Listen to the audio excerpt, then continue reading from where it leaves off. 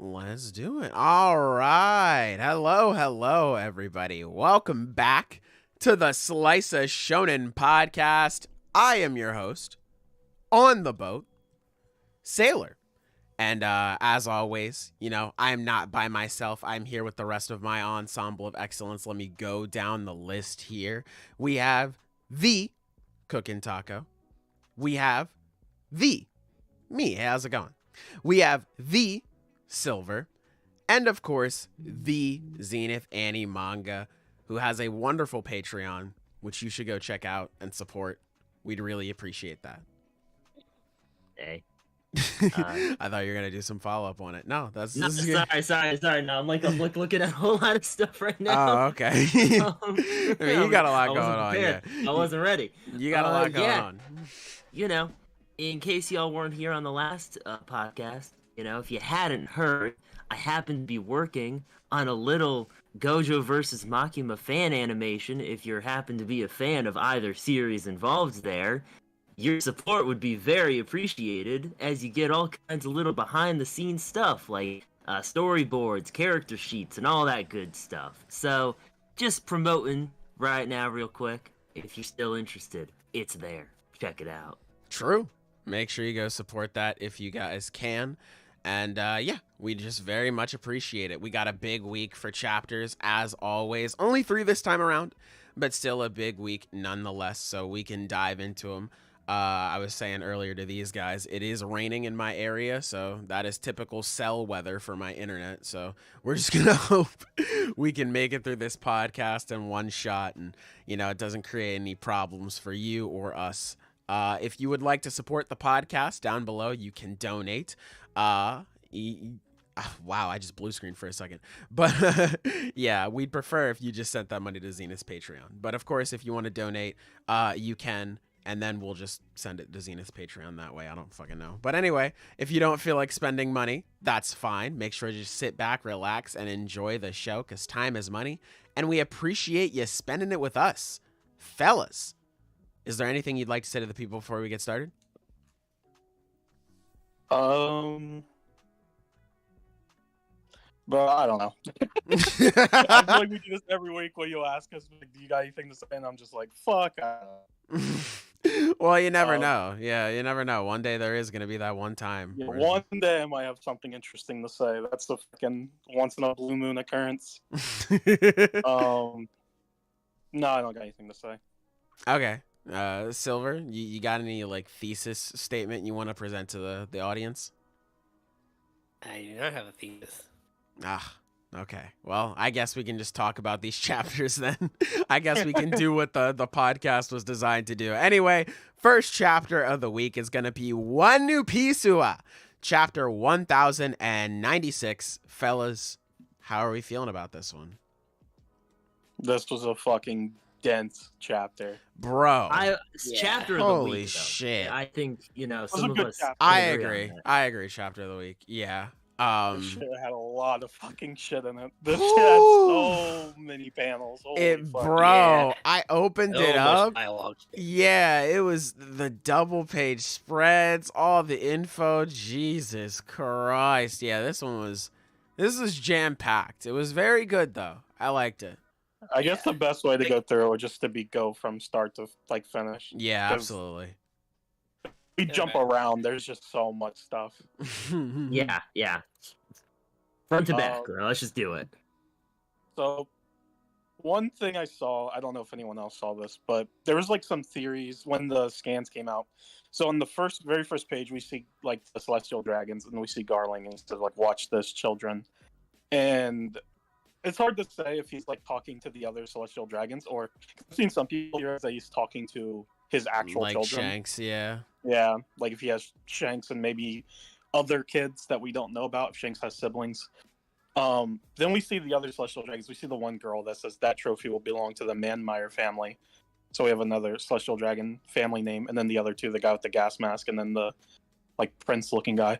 So there were some theories going around there, people pointing out that gas mask guy, and some people will say that the prince-looking guy, they look extremely similar to some of the orphans from Big Mom Flashback that grew up with her. Wow. And I'll say this. I think it's just a coincidence. Like, I genuinely don't think that those are the same characters. Dude, that's a deep cut if they were. Holy shit. There's too much, I think, to get through it. Because first of all, it's like, well, how did they survive? Because they were supposed to have been eaten by Big Mom. And then if they did survive, how did they become celestial dragons? Yeah. You know, so it's like it's just there. I think this is a case where Oda just drew a character that has a gas mask that's similar to another character's gas mask. I don't think it's. Yeah. I think this is a case where the One Piece fans were looking way too much into it. When you have a million gajillion characters, you can overlap at times. Yeah. Yeah. And as far as like the Prince guy doesn't even look the same, in my opinion, because they have like different eyes. Prince different guy nose, looks like he's from hairs. a different manga. Yeah. So the only one that looks similar to me is the gas mask guy, and it's like, yeah, they have similar gas masks. So it's like I think it's just a coincidence. Wasn't there? Yeah. Oh wait, no, never mind. And I was thinking of a different character with a mask. That's like on Doflamingo's crew. Oh, fucking Gladius. Yeah, that guy. I don't know why. I thought he had a gas mask for a second, but it was just a regular mask. Either He has, way, like, yeah. goggles. It kind of looks like Yeah. True. gas mask, but But yeah, no. But no, that's. I guess that also does just kind of elaborate your point about how character designs just overlap at times, and I don't think there's really much of a deeper meaning here.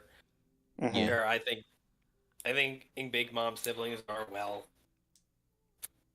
Past tense. There's no. Yeah. But yeah, I saw a lot of people talking about that. Then we see Garp chilling. He's just on vacation. Bing chilling Garp, bro. I love this part of the chapter.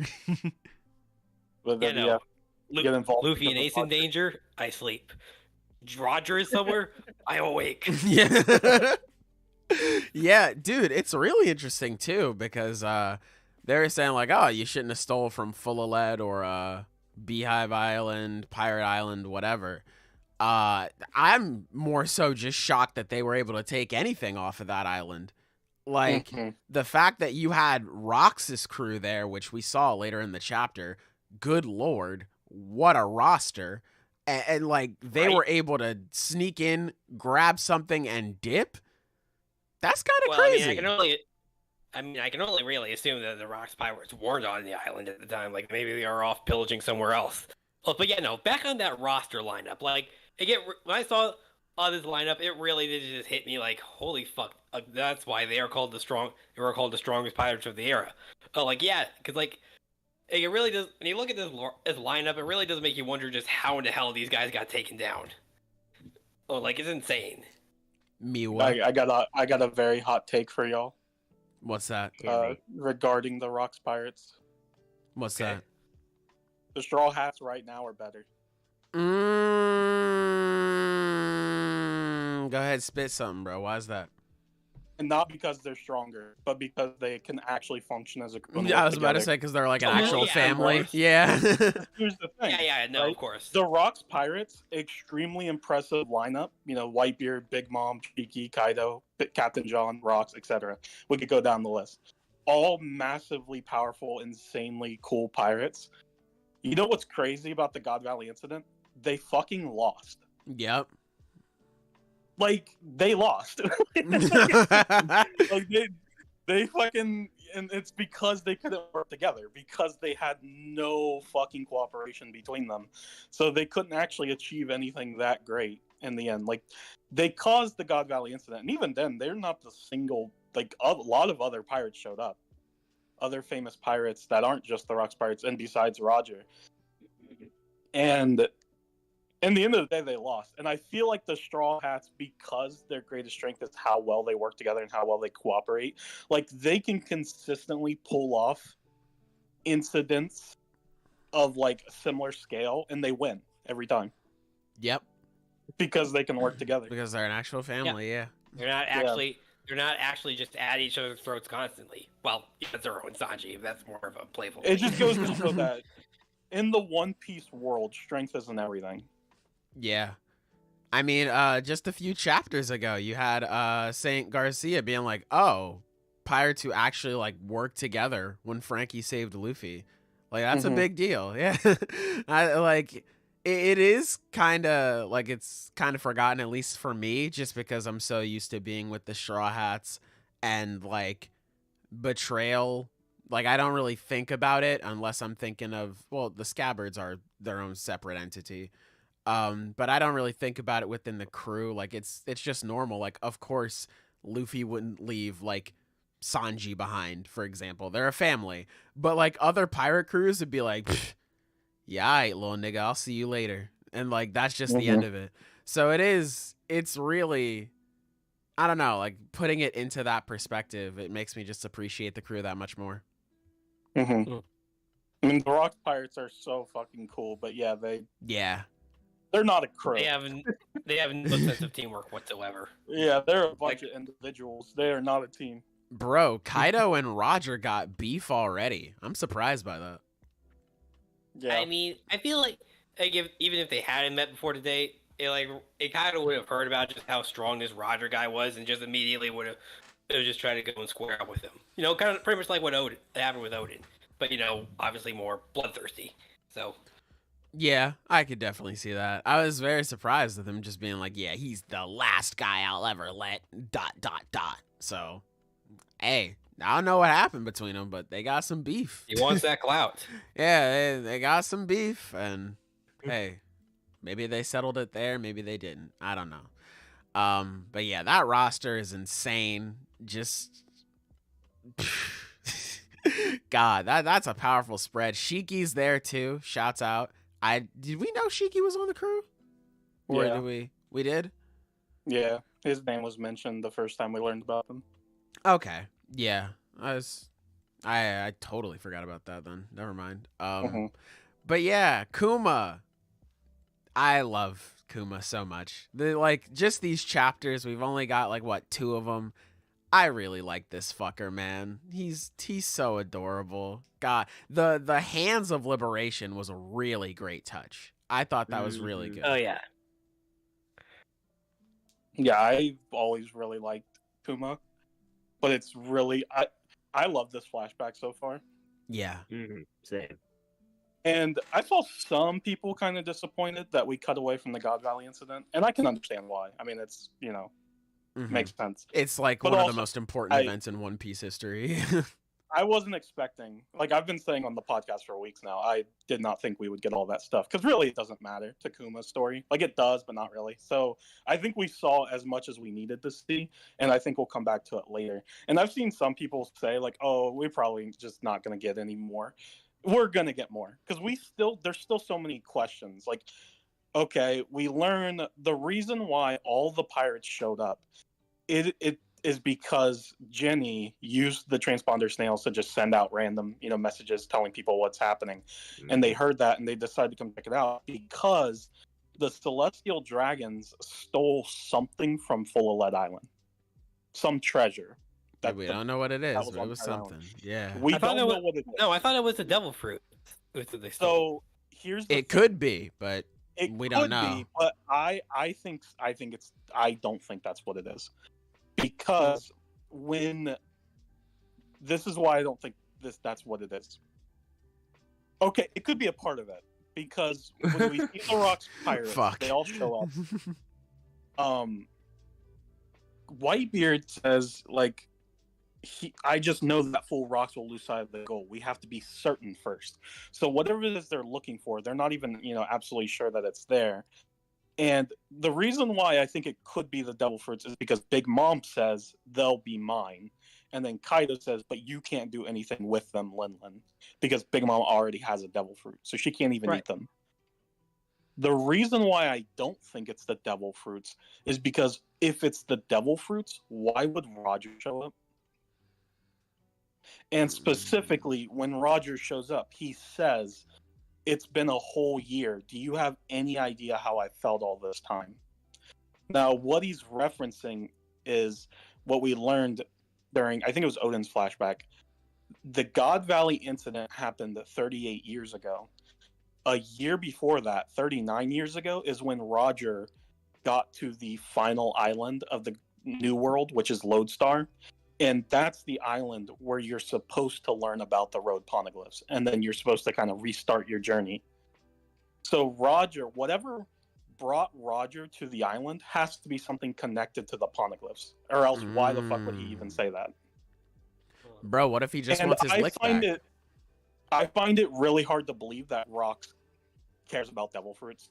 Like, I feel like I think Roger and Rox are there for something more important than devil fruits. I don't think Rox and Roger care about the devil fruits. I think that's well, Roger I would understand, but just because of all the similarities between Rox and Blackbeard, I don't know. Maybe he does care about maybe Rox cares about fruits. Because it's about amassing power, and that's what Rox's whole strategy has been. Is he just gets all these powerful people. But here's the thing. Yeah. I think Rox. This is headcanon, but I think Rox probably just used the devil fruits as an excuse to get the rest of them on board. Because I think the rest of them, I think Big Mom, Shiki, Kaido, Whitebeard, they all care about just treasure and devil fruits and whatnot. I think there's something more important on God Valley. There's something there's something that's important to the Void Century, and I think that's what Roger wants, and I think that's what Rox wants. Because the thing we learned about Rox is during the original fruit. The thing we learned about Rox, and the first time we ever learned about him, is he dabbled in the taboos of the world. So he knew he knew about the poneglyphs. He knew about something about the history. He had some idea of, what was going on. Yeah. Yeah. So I don't think Rox and Roger specifically came for devil fruits. Okay. And a part of that also is we know for a fact that the Rox pirates all just have different goals. That is true. They are a group. They are a group formed out of convenience. They're a group formed because they're powerful and they can achieve more working together. They're similar to Blackbeard's crew. They're not friends. They're just work partners. They're associates. I guess. Yeah. So I think some of them probably care about devil fruits, like Mom, but I think Rox doesn't. Okay, that does make sense. Yeah, that makes sense. So I forget where I was going with all this. It's interesting. I don't think we're done with this flashback. We'll come back later. Oh yeah, we absolutely. We didn't even get the answer to what they're what I think they're actually looking for. Yeah. But moving back a bit because we jumped kind of ahead. Yeah.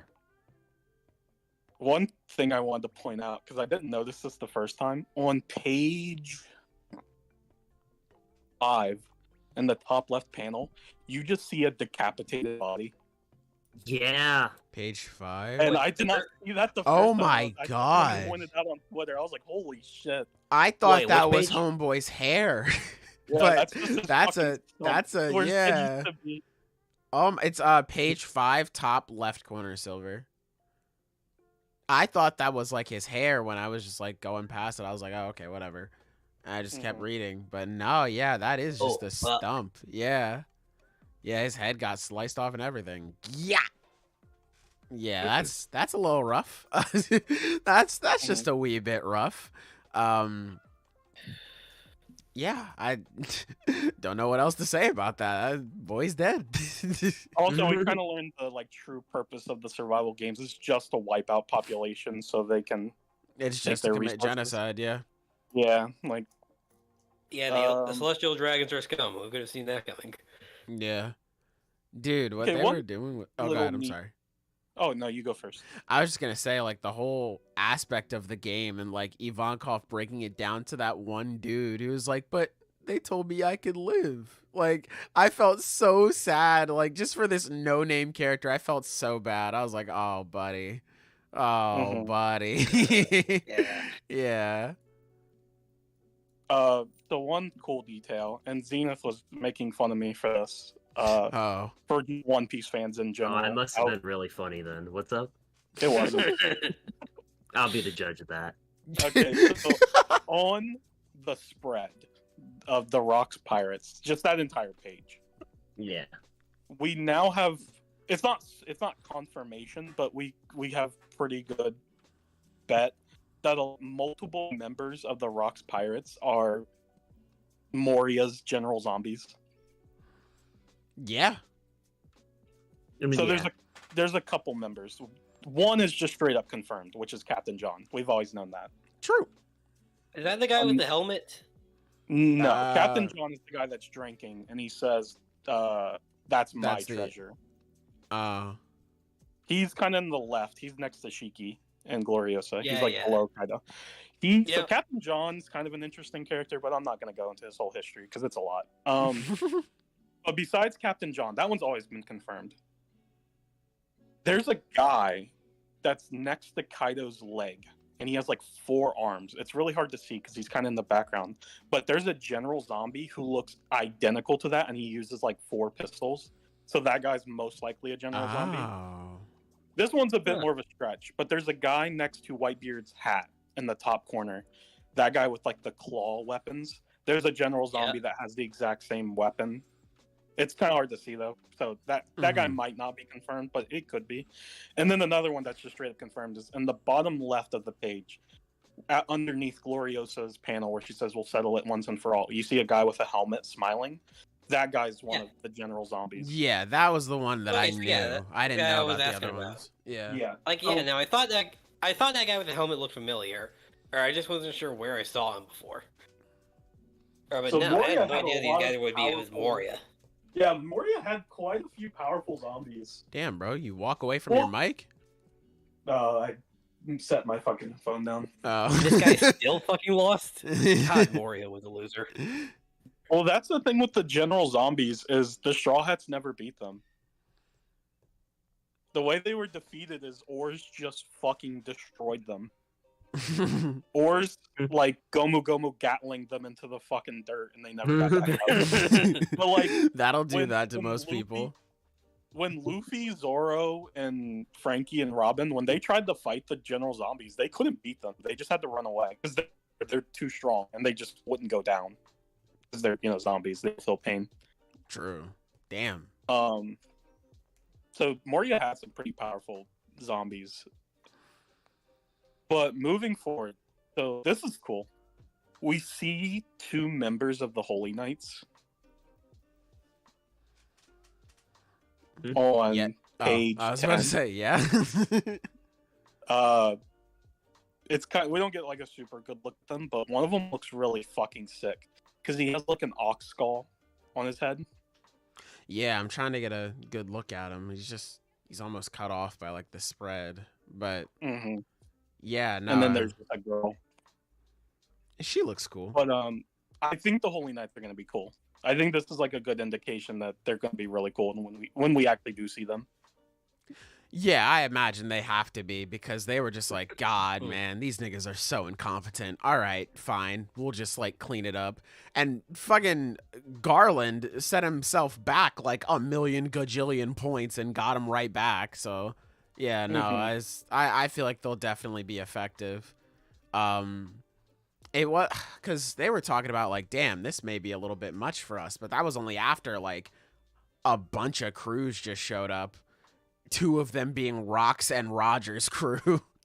So it wasn't until Garp pulled back up where they were like, oh, okay, I think we're good. So yeah, if it's just Garp and God's Knights, and I don't know if I doubt the Gorosei did anything, but I don't know, maybe. Maybe. Yeah. It's hard to say.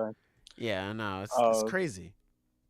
I really like how similar Roger looks like Ace in this panel without the mustache. He I really like the does, mustache man. hat, so. God. He really Yeah, does look like yeah. Ace, man. Fuck. Yeah, I miss him. Oh, you know who got Bastard. the most hype this chapter, Sailor? Is it Ivankov for potentially getting the Kaido fruit? I did see a lot of memes about that, like Yeah. drawing Ivankov as like a dragon and stuff. No, there was one character who showed up to the God Valley incident and might just be one of the most powerful characters in the entire series. Is it Okay. Corandino or whatever? No, even better. It's fucking Bogard. I forgot his name for a second. Bogard? Bogard, let's go. Oh my So, god. On page 11, look at the Yeah. panel where shows up with all of his, Marines. And We see there he Bogart in the is. bottom corner. What does Bogart He is even look present. like? Who He's even? just a dude in Who the a hell- with a hat and a sword. Oh, that's him. Yeah. I'm sorry, who? He is like essentially Garp's right-hand man, which is weird because like he's never done anything. Because he was there when Kobe and what's his name were training with Garp, huh? Yeah, he trained them. Wow. Oh, that Yeah. Yeah. Fuck, I completely forgot about that son of a bitch. Yeah, no. Bogard was there when Garp first appeared on the cover story, like yeah. Kobe and Helmeppa's cover story, and Bogard helped train them. And then he never showed up again because he wasn't there the next time Garp showed up, like after Enies Lobby. And I think he was there during. I could be wrong. Someone correct me if I'm wrong. I think he was bro, I there don't during know. the full lead like raid to save Kobe, but he like was on the ship, so I don't think he like did anything. Yeah, Like I he don't didn't know. help them fight. I'm not on the And lookout here for he is Bogart. again. Here he is again. Bogard was at God Valley, Sailor. Come on now. Put some fucking respect on his name. Bro, I gotta Bro, respect him just it because was he. Rocks. It was Rocks, Roger, Garp, and Bogard. Bro. Fucking get it right. Bro, I gotta show up because this nigga had perfect attendance. Like I don't. I gotta show him love for that. No, bro. Bro, that was probably Rayleigh's fight, bro. Rayleigh probably took. Ain't no goddamn way. Bro, I The didn't Dark even remember who King. the fuck this guy was. The Dark what do you- King bro, versus like, come on. Bogart, Think bro. of it this way, bro. Think of it this way. Sailor. Hype. Whenever Garp would chase Roger and they would fight, who fought Rayleigh? Oh my god, I Bogart hate that you're every probably time. right. I hate It's it. true. Oh my god. This nigga's name is Bogart, bro. It just sounds so ugly. Ugh, Bro, whatever. He could have been an admiral. He chose not to be like Garp. You mean to tell me he also did the fucking the shit body bags or whatever the hell? Yeah, definitely. Damn, bro. You know what's crazy though? I don't think we know his rank. So we don't even know we don't know shit about him. It doesn't matter. He still gets soloed by my goat Miwa. Nah, he's packing up mid, bro. Get out of here. Hey, Midwa, man. bro. Don't talk about Midwa in the One Piece segment, bro. Ain't Come on, no bro. goddamn way, bro. That's the goat. Why you disrespecting her, bro? I don't know. I'm an asshole. I'm sorry. Okay. But jumping forward a bit, we get, they eat the devil fruits. This is probably my favorite part of the chapter. I really like the little interaction between Kuma and Saturn, I was just about to mention that. Yeah. and we're definitely gonna get that again. Oh, we when have Kuma shows to, up with man. Big Bonnie. Yeah, like it's 100%. not a fucking coincidence. At all that Dude. fucking Saturn was the But yeah, one fucking Foresight member there. after everything that happened here, it really does make you wonder just how it is he just walked in and said, "Hey, I want to become a warlord." Like, even if it was all for the Revolutionary Army, how was it that they just allowed that? So Like, they had to have recognized who he was. we're That's like definitely those gonna Top pads are going to be like pretty distinguishing. hmm We're definitely gonna get that in this backstory. So Yeah. I think, and I don't know if this was confirmed in the story. I can't remember, but I think he was forced into becoming a warlord Mm. because I believe the government. So I believe the government, and we'll probably see that in this flashback. I believe the government they took over the Sorbet Kingdom from his control because he was the king of the Sorbet Kingdom, and they painted him as a tyrant who ruled, like a dictator. But in reality, he was probably an extremely kind, caring king. They captured him because they probably found out who he was or like what race he was. I think they took Bonnie captive and used Bonnie as a bargaining chip to force him to become a warlord to serve them. Mm. Because they wouldn't want him to just be a normal slave because he's too powerful for that. So making him a warlord makes more sense, I think. And here's the catch. It was said multiple times, Kuma was the only warlord that always followed their orders. Because Yeah. the warlords notoriously did not give a fuck about orders. They never fucking followed orders. But Kuma always did. And what we learned is Bonnie escaped because when Akainu, when Blackbeard defeated Bonnie because Bonnie wanted revenge against Blackbeard after Marineford, Akainu shows up and Akainu says to Bonnie, "When I found out you escaped, my blood ran cold." So Bonnie was captured by the world government and then she escaped and became a pirate. So I think she was held captive. Kuma was forced to become a warlord, and then eventually he gave up his memories to become a pacifista, became just a robot. Now, why he did that, I don't know. We'll figure that out. I was about to say that's I don't know impossible to guess at this point. Mm-hmm.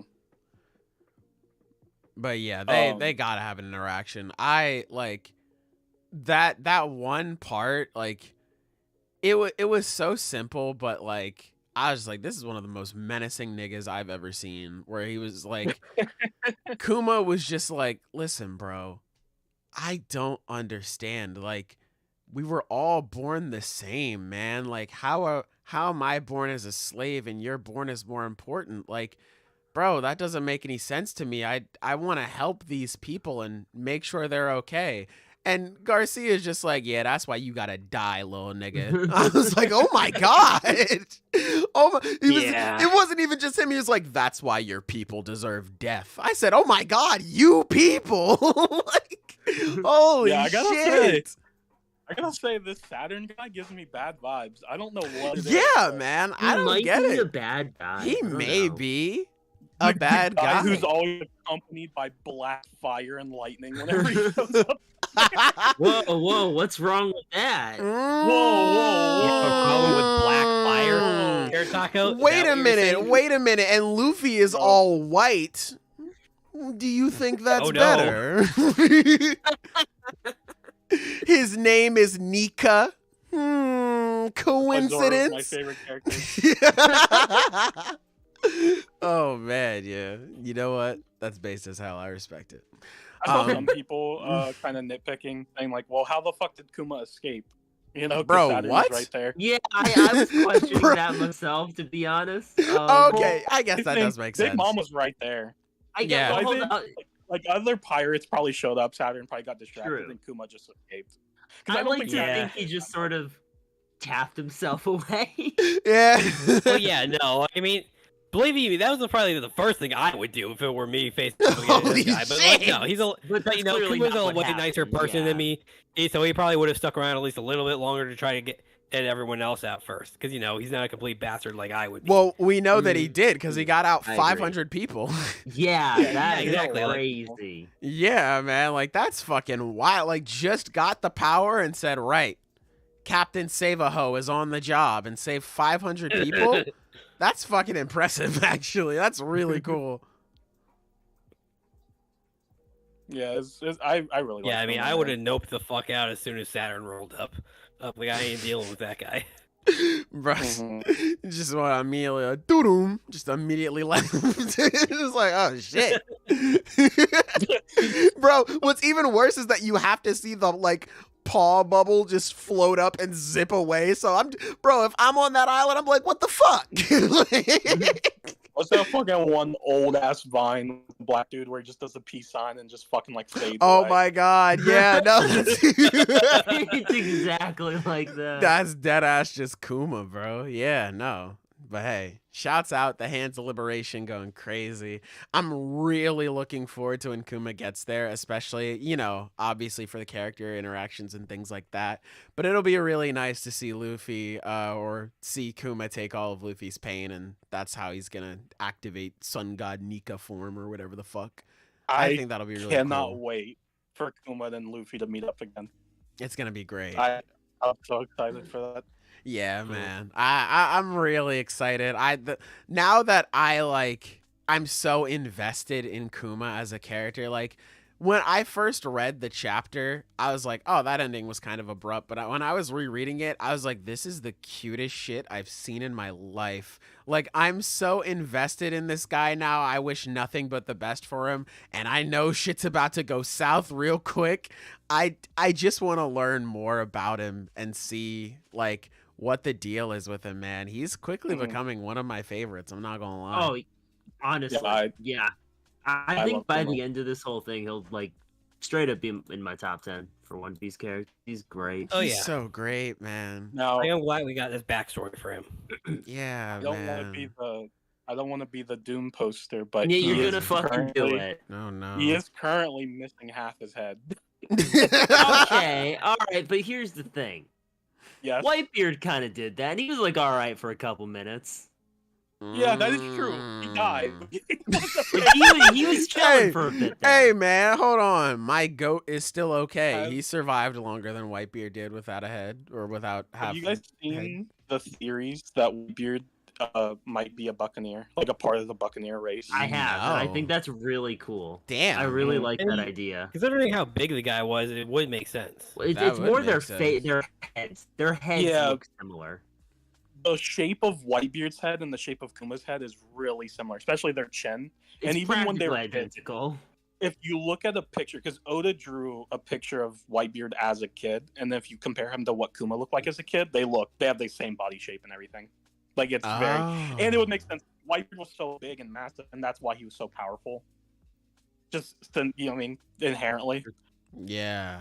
It's not confirmed or anything, but I really like the theory that Whitebeard was a member of the Buccaneer race. And it's one of those things where I think it's kind of...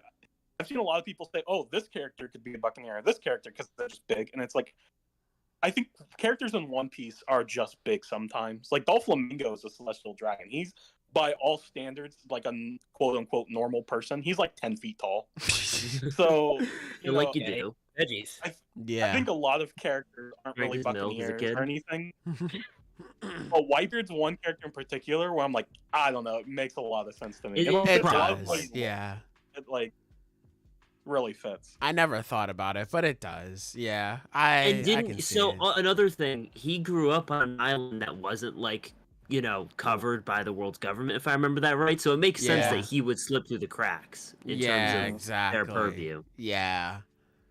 Hey, man. That'd be pretty fucking good. I'd like that a lot. I'd like that a lot as like a nice little tie-in. Doesn't have to happen, but I'd Oh really like it. fuck! And all he wanted was a family, but like his people are pretty much gone. Yep. Mm, Yep. That's really sad. Yep. That's what I was thinking too. Yeah. yeah, I think it makes a lot of sense for Whitebeard Hey, to be a man. Buccaneer. You may as well do it, Oda. I know that you're listening. You may as well just do it, bro. Pull the trigger on it. I don't know. You can let us know in an SBS. I don't know. Tell us all about Give it. us the full backstory. Yeah, That's tell the it. end, Tell man. us all about it, bro. That way, kid doesn't have to feel sad and be alone. You know. You'll like this one, Sailor. I know you'll love it. Oh. This is a small little detail. So on page 16, when we see those like two kids throw rocks at Kuma and then Jenny beats them up, Yeah. those two kids later become members of Bonnie's pirate crew. Wait, really? Yeah. It's a Bodhi. If you look at the panel that like Bonnie gets introduced and look at her crew, you can see two characters that look exactly like them with the same hairstyle and same clothes and everything. Oh. They're just adults now. Yeah, it's Huh. way in the future. Okay. I'll have to go back and check that out then. All right. I thought you were gonna reveal they were fucking Johnny and Yosaku or some crazy shit. This is about to be like, what? Bro, Oda doesn't care about fucking Johnny and Yosaku. Johnny and bro. who?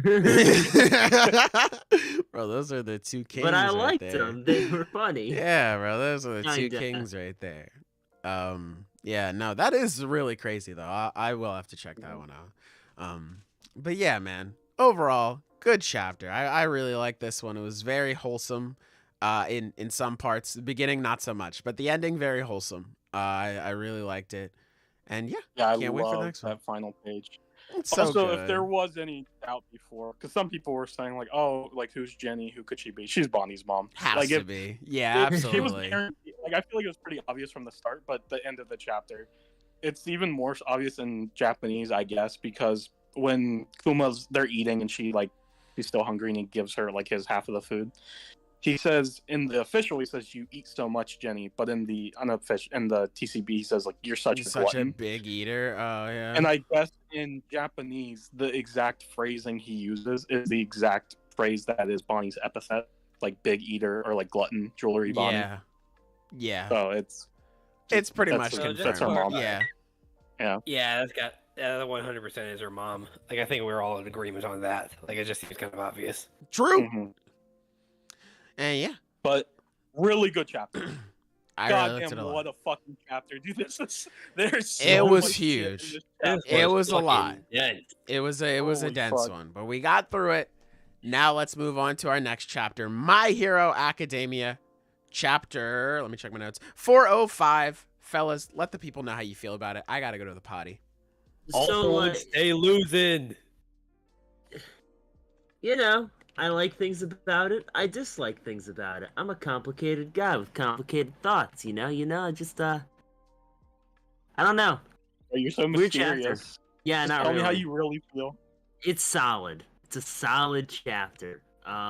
It's got some issues, but overall, I like that we're getting. Like, here's the thing: regardless of the road to get here, All for One versus Bakugo is a sick fight idea. It's one that fans have theorized a lot before this war even happened. So it's cool that we're getting it. Like go the fans that saw that coming. Go you guys. You guys did great on that. Hey, I called it. You did. Go That's you. the- You did great this is on the that. matchup I've wanted for so long. Like this is the fight I wanted. So I'm really excited for it. I like this chapter. There are two things I don't like. Yeah, I don't want to go into it until like Sailor gets back because I feel like I don't want to He'll repeat get into myself. it. Yeah. I mean, Watashi Don't ga worry, Taylor. kita. What's going on? So, like, the weird thing about this chapter, right, is because this is both a good and a bad thing. Because we're the whole thing with Edgeshot, right?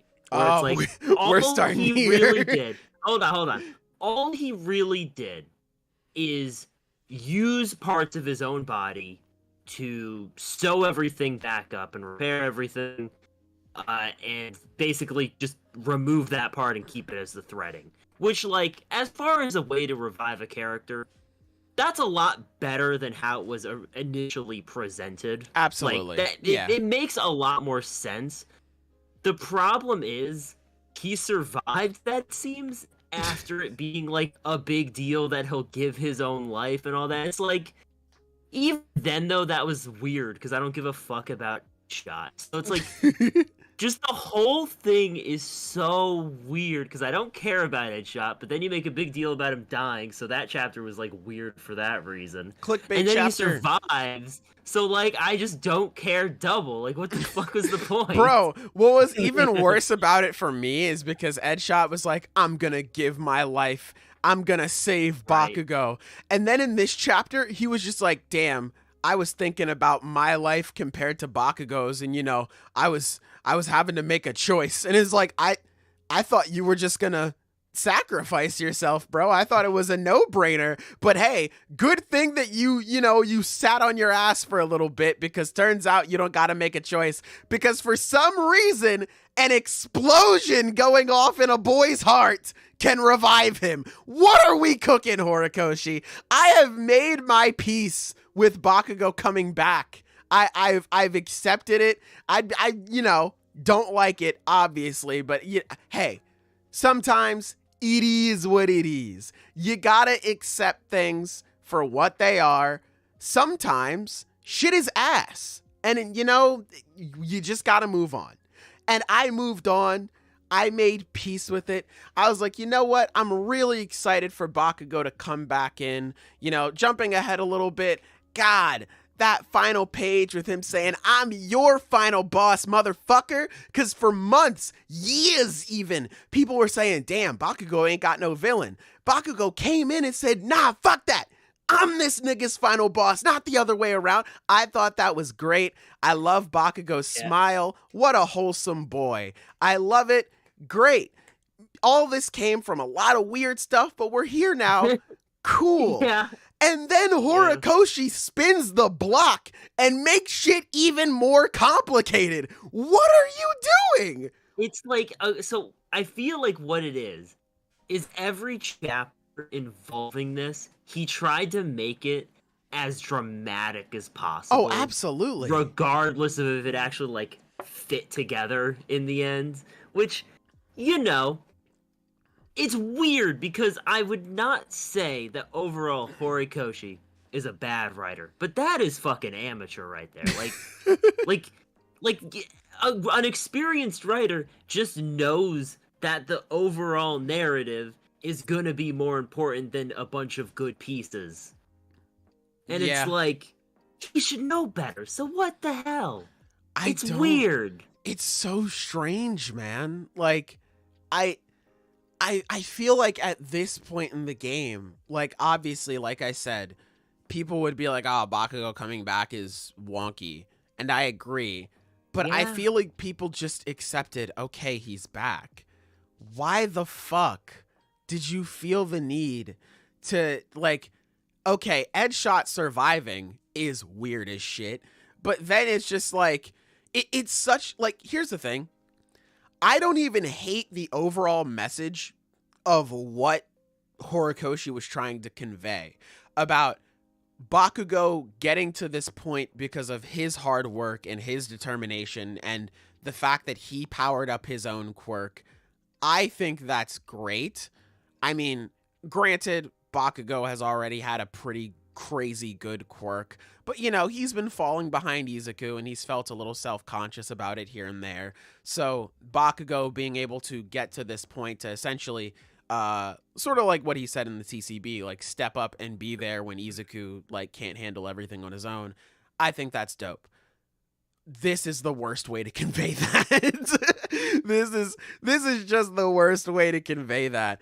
Like, Bakugo, again, just an explosion going off in his body saves his life. Like, look, man, why? If it's good enough for Hunter x Hunter, it's good enough for you. Listen, man, listen. I'm all over again. Listen, I just think it's so strange, right? Because if you wanted to do this with Bakugo, okay, it did not have to be his sweat.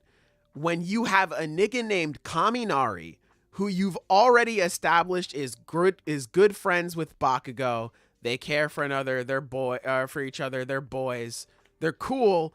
Kaminari is on UA.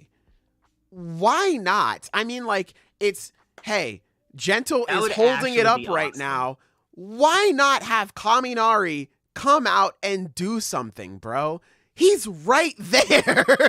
Like, if you wanted to do this, you can.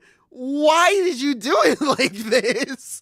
That's the part that I'm just confused on. Like, that shit is so weird. Unnecessary detail. Because like I said, I get the point. The point is supposed to be Bakugo saved himself through his hard work. Because the quirk he trained so hard to power up is what saved his life. But the problem with that is putting aside like the Edgeshot stuff, because I'll be honest, I don't care that much that he survived. Yeah, it's because it's like it's like, just I don't care about Edgeshot. I never. It's just very weird that he survived. I'm not mad about it, and I'm not happy about it. It's just whatever. If the explanation was just Edgeshot went into his body, sewed him up, and saved his life, would any of us here cared? Like, would any of us here been like, that doesn't make enough sense? At this point, no. But when it first happened, I absolutely would have cared. I absolutely did care. I guess I don't know, man. Like, I don't think we need an explosion in his fucking heart. Exactly. Like, that's too much. It's like, bro, yeah. You don't need it. I like the Kaminari idea, though. I think that would have been actually really fucking good. I would have loved that. That's one of the classmates that he used to kind of pick on a little bit. You know, he's kind of a dick to everybody. Like, it would have been cool for, you know, his redemption to sort of come around and one of his classmates saves his life. I think that's nice. Yeah, it would have been cool to have, like, just that moment of Kaminari coming out and helping his bro out. Like, it would have been nice. Like, even from, like, a whole thematic thing about, like, everyone coming together to take on this great evil and, you know, keep each other safe now. Like, even throwing that out, it would just be nice to have these two characters who I know, like, enjoy each other's company, like, interact. Like, that'd be cool. Instead, we just have, fuck it, explosion, I'm alive now. Like, all right. So shout out to Otto because he said, I actually think nitroglycerin plays a role in heart defibrillation. So I looked it up, and nitroglycerin belongs to the group of medicines called nitrates. It works by relaxing the blood vessels and increases the supply of blood and oxygen to the heart. Huh. So it does do that. Here's the problem. It doesn't explode. Yeah, they don't like explode it when they do that, you know? It's one of the things where if it was just that his nitroglycerin from his quirk got in his blood vessels and then started, like it made it start pumping again. Genuinely cool idea. I would have never thought of that. Yeah, because that's actually just kind of sick. But having it explode, like having the visual of it exploding inside his fucking blood vessel is like, I guess it's just, I don't know. It's just a bit really much. Cool. I didn't know that. I didn't hear anyone talk about that. I didn't know this was a thing. I didn't either. Shouts out. Yeah, shouts out, because I see a few other people in chat bring it up too. So shouts out to you guys. Yeah, no, man, that shit was just so strange to me. But all right, cool. There was the All Might stuff at the beginning, which was like meh for me. You know, I think he's washed, but I just his whole thing of being like, well, I thought I was supposed to die after I passed on stuff to my students. Fuck you forever. Like I feel like that is so, I don't want to say against, but like I feel like that's just so weird considering what I thought his arc was gonna be post Kamino, and like him proving AFO wrong and him surviving actually being like a really good thing for the students and stuff like that. But nah, whatever. My goat is washed. It's whatever. It is what it is. Then there's the Edgeshot stuff. Very strange, but okay, whatever. And then we just get to the end of the chapter, which I generally do enjoy. I really like the stuff with Bakugo. I really like him getting acknowledged by All Might, him getting that little splint thing. God, the artwork for him is so cool. Like him just looking absolutely feral going after AFO. That's the fucking goat right there, baby. That's the king at work. That was fucking awesome. That's the king at work, man. I really all for what I really like it. Yeah, no, like bottom line is there were a lot of weird things in this chapter. Or that, Horikoshi did try to scrape together from everything that happened with the whole Bakugo coming to life bit. But that doesn't matter because we still get to see All for One get washed. And that's something I can always appreciate. Like, this fight's going to be cool. Because fuck All for One. I'm so ready for this. Yeah, I'm very much ready for it. I just want this man to just get fucked. I'm ready to get him out of here. God, hell please. Yeah. I just want to see Shiggy and Deku. Like, God, bring me back, man. I just want to see my two kings go at it. But first we got to get Bakugo shit stomping this dude. So that ought to be fun. I'm looking forward to it. So I looked a little more into the defibrillation, nitroglycerin stuff. And, don't cook me if I'm wrong. This is just very, very quick speed reading of Google. So this could all be bullshit. I don't know. But apparently, I guess they use nitroglycerin patches. They put them on the skin of the chest, and then they remove them. And I guess it somehow acts as like a channel for when they use the defibrillator, because it shoots like electric shock. And I don't know. Like I said, I'm reading it, and that's medical terminology and stuff. But I guess nitroglycerin is used in defibrillation. But I'm reading here that it can be dangerous. For obvious reasons. Because it's nitroglycerin. True. Mm-hmm. You're exposing it to a shock. Yeah, that makes sense. Yeah. Listen, it can make sense. I still think this shit is dumb. I'm talking about it being dangerous. Yeah. That makes sense. Yeah. I just thought it was interesting because I've never heard of this before, so I just wanted to look a little into it. I'm sure there is like actual science behind it, and it makes sense. Like if I look at it from a fucking, I pull out my periodic table and look at the elements, and it makes sense there. Yeah. They don't explode. I was about to say I still don't think it's that great. Still not how it works. I still think this is not a great way of conveying Bakugo's quirk, or him building up his quirk to this point. I feel like we could have just got that off with him just shitting on AFO, which will inevitably happen soon. But yeah, I don't know. Hey man, if you like it, that's great. This just is not my cup of tea. This just ain't for me. This chapter overall, okay. My goat Toshinori Yagi is washed. Edgeshot is somehow alive. Weird. Exploding hearts, and then just raw shit at the end. My goat lives to cook another day. Yeah, that is true. That is true. You do not do that. Don't lie to me. Bro, you can't tell. I do. How do I feel about this? I guess All For One just acting like a little piss baby now, because he's just like, man, so much shit should have went my way. This is bullshit. This shit is dumb. I hate this shit. Smash his controller. Yeah, right? Bro is about to slam his shit, bro. Yeah, I'm looking forward to another aspect I'm looking forward to with this Bakugo AFO fight is just to figure out what the fuck is the deal with the second user. Why does All For One piss himself every time he sees him? Like, why? What's up with that? Just annoys him. Bakugo. No. No.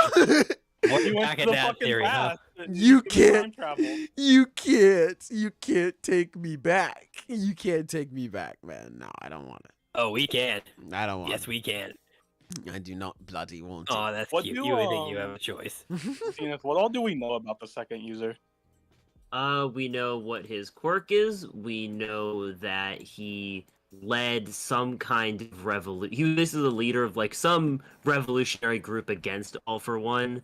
But obviously compared to All For One, he was immensely weak. So he died in a fight with him. We know he rescued the first user from All For One's captivity, and that's how he became the second user of One For All. Because that's how they met. It was eventually on him. That's it. That's all we know. Yeah. So why do you think it is that he keeps saying Bakugo? Like he thinks of him when he sees Bakugo. Well, the similarity between him and Bakugo is that, again, aside from them looking alike, they're both, in comparison to him, very weak, yet both continue to oppose him. Because it basically, I saw someone on Twitter bring this up, but they both kind of break his protagonist syndrome, where, like, he views himself as special and having these grand battles that, like, that he'll eventually win. It's like, oh, I beat these One For All people, these very strong, powerful people. But obviously, when One For All was weak, that wasn't very special, and he looked down on the second user. And Bakugo's much the same way, where he's not one of these special people. His quirk it's strong, but in comparison, it's pretty weak.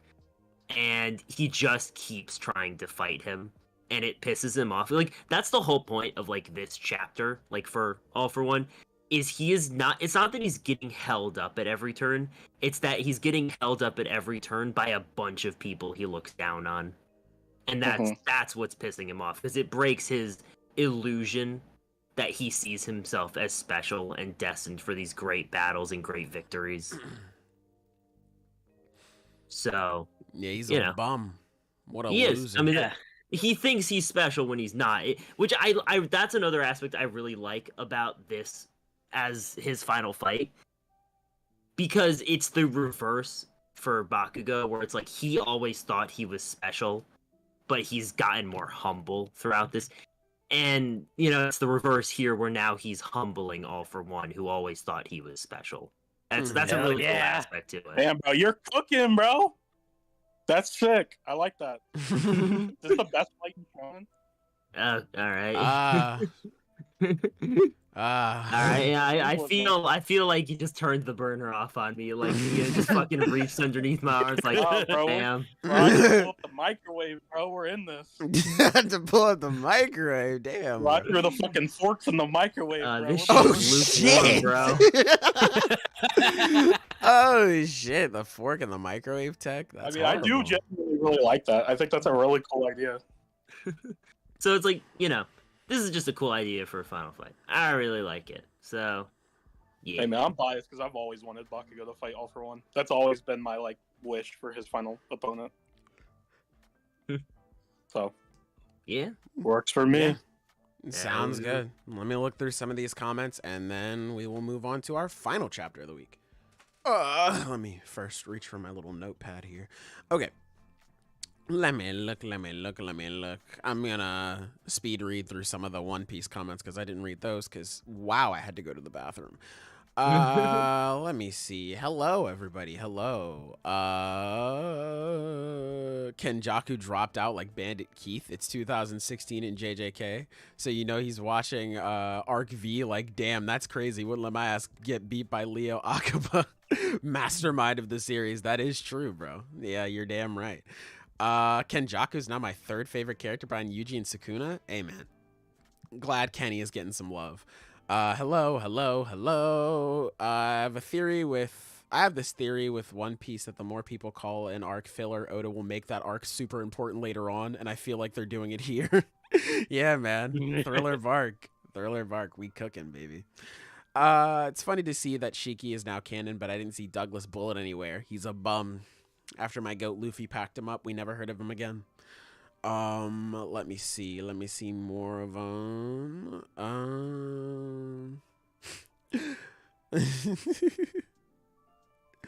Let me see. Roger just wants to hit the most devious lick. I agree. That is so true. How did Zoro beat Ryuma? Bro, he's just him.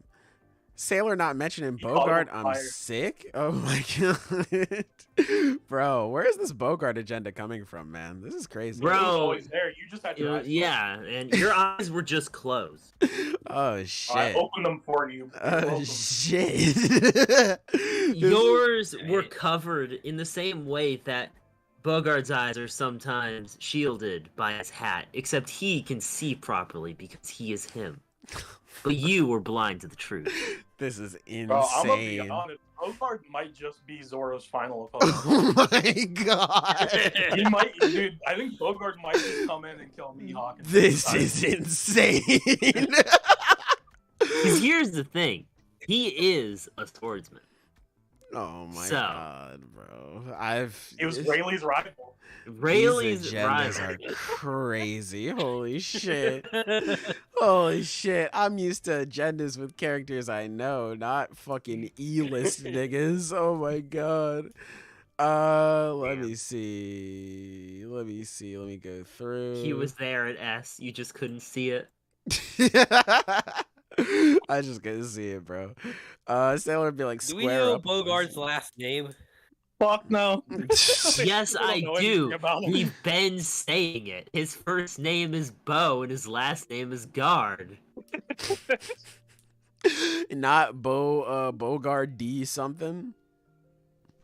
Oh no, okay. So I messed Yeah, up. okay, see, thank you, because it's Taylor. in Japanese, because it's a Japanese manga, right? It's actually switched. So his first name is Gar, and then his last name is Bo. So it's Gar D Bo. This is insane. This is insane. Holy shit. Oh my god. If Edgeshot can pull through, anyone can. That's true. Bakugo moving at Mach something after heart surgery. Yeah. Bro, Look, fresh man, out, popped a it perk, hurts. now he's ready. He's hurting right now. Popped a perk, he got the party started, man. I respect it. The more I think about this chapter, the less I like it. True. I can feel Damn that. skill issue. I really hope that in the epilogue, Bakugo takes the name Dynamite because it just works so well.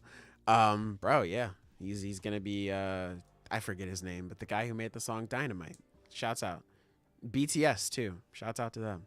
Edgeshot is a tapeworm now. Also, I unironically love Hori's bizarre biological explanations for some wild quirk usage. Yeah, I mean, like, that is one thing that I will say, like, I can appreciate more of the science that goes into it. Okay, like, here's the thing. Don't help too much for me, but I appreciate it. I think the whole heart, explosion thing, that's dumb. I've kind of let it go. I think it's really funny. Like, I just full swords, like, fuck it, it's funny. I'll allow it. Hey, man. That's Which is so, like, biased, like, there, but, like, whatever. Hey, it's fine. Yeah, agenda's agenda, man. Yeah. That explosive sweat was inside Bakugo for over 30 minutes before exploding and waking him up. Was it 30 minutes? Was it I really? don't think if he was dead for 30 minutes, he would have, like, severe brain damage. Not if I'm him. I have my neurons exploding as well. Oh, shit. Literal brain blast. You're damn right, Jimmy Neutron. Oh, God. Yeah, no. Nitroglycerin exploded like gas expanded that will damage your heart. Electricity might restart it. True. Yeah, as we were talking about the defibrillation. Yeah, and then someone just said, look up defibrillation, and then we did. To be honest, the entire Bakugo death feels very throw something at the wall and try to explain all of the parts stick. Also, none of this feels planned, like making things up as he goes. I don't know about just like not planned, but it definitely feels like it can feel like with this stuff, Horikoshi's like, right. Like, take, for example, the end of the chapter, right? Like, wouldn't it be fucking sick to see Bakugo just fucking style on this dude? Just absolutely shit on this guy. It would be awesome. But how do we get there? All right, well, we have Izuku throw him, and, he saves All Might, and he goes to fight All for One, but he's still pretty fucked up, reasonably so, because, heart surgery. So how do I, get all the... How do I make him, like, move? We'll just have Edgeshot just, like, pop out and, like, well, why is Edgeshot still alive? I thought he was going to sacrifice himself. It's, like, it's just, like, cool moment and working backwards on how to make it work rather than just, like, building forward leading up to the cool moment. At least for this stuff. I wouldn't say that for all the stuff in the war, because some stuff in the war was clearly built up, like, clearly. But yeah, at least just for, like, this chapter in particular, that's how I feel about it. You know what this whole plot line reminds me of? What? Did any of you read, because I know some of you, but did any of you read the Shonen Jump manga, Earthchild? Oh. Because it so reminds me of the issues with that story. Because the problem, if any of you did it, is it had a really good first chapter. Which was probably a one-shot. Like, it was probably just a one-shot. Yeah, so good. And it was, like, so dramatic and all this stuff. It's so fucking engaging. And then the problem is every chapter tried to replicate that high by being as dramatic as possible. And it doesn't work because none of it properly builds to a crescendo, It doesn't build to the dramatic climax. It just is always there and refuses to go down. That's not how you tell a story. And I bring that up because this plotline follows a very similar writing philosophy that, like I said, is very amateurish. I don't know why. Look, I don't know why Horikoshi's doing it this way. It's weird. It's so strange. Anyway. Yeah, it's very weird. I don't think defibrillation can work with an explosion literally next to the heart. Hey man, this is how it is. Let me see. Oh my, why didn't you give them the gear before the war started? Momo and Hatsume can make more. That is so true. That is true. They can make more of that shit now that I think about it. Ugh. Whatever. Whatever. At My some goat- point, you just gotta let it go. a little bit, My 'cause, goat like, is yeah, washed. yeah. My goat is washed twice. That's why he didn't do it, man. Oh my Nah, god. man, my bro is sick with it. He put up a good fight. I don't care. Gosh, man. Horikoshi's writing has gotten pretty strange over the past couple of years. I think it's just Act 3. Act 3 has been so weird in his choices. It's strange. Yeah, for sure. I'm looking forward to like whenever I do reread the series just to see how I feel about Act 3 because I can talk about how I feel about it now and stuff like that, but a lot of shit like a reread really helps open my eyes for stuff. Like I was I started rereading JJK and I've been noticing more things than I have before, and I've reread that series like this is like my 4th reread. So like I'm noticing a lot of shit. So I'm who knows? Maybe I'll like the stupid bullshit Bakugo heart explosion thing next time. But yeah, that's just how I feel now. Still baffled by All Might not doing anything to help Deku and Villain Hunt. Listen, bro, my hero's washed. I don't know. My goat is washed. I don't know what to say, man. All Might is just not that guy anymore. Y'all gotta let that argument go, man. It just not. don't make no sense. It I'm doesn't not. make any fucking sense. I'm sorry. not. Like it's bad. It's dumb. Why is it dumb? Because it's not the fucking point. All right, like it was never about the power. Like that's the whole point of that. Then arc. why is this nigga out here in a fucking mecha suit fighting somebody? Because he wanted to go out in a blaze of glory. That's his he has problems. Oh, has you're damn flaws. right he does. You're damn right. My goat is washed. Hey, man, but it's okay. It's all right twice. I pick up what you're putting down. Listen, this guy And might I'm not. putting it right back. Listen, man, this man has hands for decoration. I see the vision. These niggas talking about Bogart. Oh, Listen, now he's we're trying on to see. we're on the same wavelength. Yeah. Let me keep looking through some of these though. Before AFO died, I need a flashback of Prime All Might versus AFO. I don't think we're gonna get it at this point, which is sad. I mean, I would love to be wrong on that. I'd love to see that, but I feel like if anything, it'd just be like a panel or two. Like I don't think it would be like a full thing. Let's see. Also, something that I haven't noticed until this chapter is AFO glowing bright this whole interaction. Bro, what? Don't know if it's a reference of the glowing baby from the beginning. Yeah. At least that's what we think it is. It's the reference to the glowing baby. Yeah. Which would be nice. Let me see. I think the meme with that is he just like he found that person and just took their quirk because it's like, oh fuck, Yeah. quirk. Yeah, that's Yeah, that he vintage definitely- shit. I need it.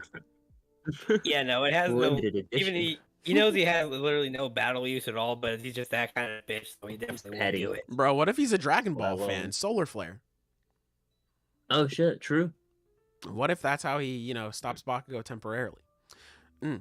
Yeah, except Bakugo can do the same thing. He has the that Yeah. flashbang explosion he looks to. Yeah, which is sick, by the way. He essentially Stun has Solar Flare. Granado, yeah. That's right, stun grenade. Yeah, Yeah. I know because I use that move all the time in Jump Force. That shit was crazy. That move, And yo, wants to talk about yo, washed but played jump. yo, Force. Sick. yo, hey man, hey, it's because I know washed content that much that I can talk about a washed king, okay? I know about washed shit. And listen, man, if stun grenade is anywhere near as powerful as it was in Jump Force, yo, this nigga's done in a chapter, bro. It's over. It's over. Holy shit. Zenith, when was the last time you read a genuinely bad series? Like just dog shit. That's an interesting Oh. question. Shit, that's a 5. Whew. Bro, leave it to the professionals, okay? Me and Sailor know what we're talking about, okay? You're Bro, we damn read dog shit right. every day. All right. Yeah, man. Yeah. Exactly. Stay over there. We got our own fucking thing going. JJK has brainwashed me into thinking All Might needs to die to make Deku and Bakugo go ape shit. I mean, I think that's just shown. I mean, the chapter even in like Yeah, here it's a even trope. brings up. Yeah, it's like a trope. I don't think it's JJK. Besides, their nigga died and they have not gotten their lick back. They have not gotten that shit back so far. So I don't know. Do retry. Nice exorcist. Okay, Mario's just going crazy. He's letting niggas know. Yeah. What is the worst series that you guys have read, chat? What's the worst one? That's an interesting question. It's funny because I think like the worst stuff I read wasn't even like stuff I hated all the way through. It's stuff I kind of liked or even loved, and then had an ending I fucking despised. Which, like, I think most recently, that would be Tokyo Revengers that ended last year. I think. Damn. Dog shit. That ending was awful. It's up there with the worst. That shit blew up Twitter for like an entire day. I remember I was seeing like every account that I followed that day. I swear, like even people like obviously I knew Zenith was reading it, and I knew some of my other friends that I follow were reading it. But like people I'd never seen post anything about manga were like, holy shit, that was ass. I was like, oh my god, Jesus Christ. So yeah, it must have been terrible. I'm not derail the entire podcast, but I'm looking at my manga section just to see like what series I have rated the lowest. You'll never fucking guess what it is. Is it Boruto? Whoa, you guessed it! Let's Really? go! Nice. I dropped. What do I have Boruto. as my lowest score? I dropped Boruto and I gave it a 3 out of 10. Oh shit! That's some dog doo ass. Damn. fucking Boruto. Damn, bro. Hey man, one day I'm gonna get caught up on it again, but yeah, with the whole Baryon mode shit, I said, all right. Bro, I'm done. Like I- I've resigned from caring about Boruto. Like it's over. Yeah, hey man. I hear Two Blue Vortex was good though. Yeah, it's fine. Yeah, I mean, I dig Boruto's design. I think he looks swaggy. I know other people don't, but I think he looks cool. I hated AOT's ending. Yeah, me too, brother. Me too. Oh, and like, okay, not technically, not a manga. Anyone who hyped up solo leveling, I'm looking at you, my Oh, good buddy shit. Sasuke, who might be listening, possibly. I don't know. Solo leveling sucked. Damn, bro. That shit is You hey, didn't have to do them like that. I'm glad I dropped it when I did. It What's had a nice, the- like, it had like a little spin-off ending though. That was kind of nice, like a little like a thing at the end. Oh, that's kind of nice, but that's it. Yeah. Also, my name on just to say, my name on Mal is just Cookin' Taco. If anyone wants to add me, Shouts Matt. out. I'll Go add at him. I think my worst series, like front to back, was probably Destiny Lovers, which started off as a Wow. funny, horny series, but then it just got like bad. No, I'm sorry to hear that. Yeah, hey, you know, no skin off my back. I think I lucked out pretty well there. But I think that's the worst series I've read, like front to back. I fucking hate Attack on Titan, but like there's so much good shit in AOT that like I wouldn't say that's the. I mean, the ending is just the worst thing I've ever read, but I wouldn't say the series is the worst thing I've ever read. but that shit changed the chemistry in your brain. You were just never the same after that. Yeah, I- that shit was Yeah. fucking- That shit ruined You my came life. out of very. I remember you came out a much colder man that day. That shit ruined my life. Took my Bro, wife. forgot how to trust.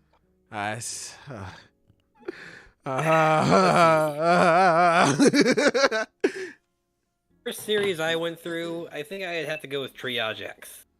Like honestly, Oh yeah. like how do I describe it? There's a certain way AI would usually do this. It's gonna be a second to come up with it.